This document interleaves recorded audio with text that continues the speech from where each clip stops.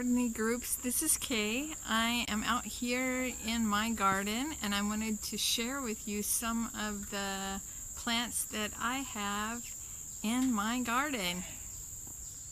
So maybe you know, but I'm actually in Malaysia, and so I'm at Kampung Serata, and here in Kampung Serata, village Serata, we share a lot of plants. So I got this serai or lemongrass here, actually from a good friend that does a lot of catering.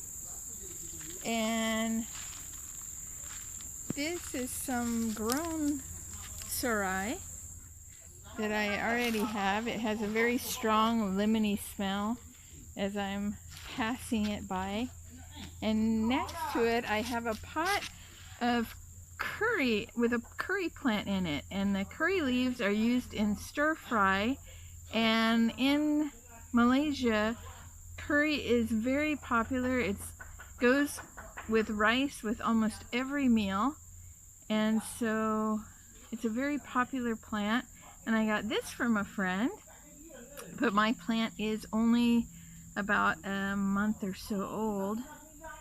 And the final plant I have to show you is the blackberry bush, and it's pretty big.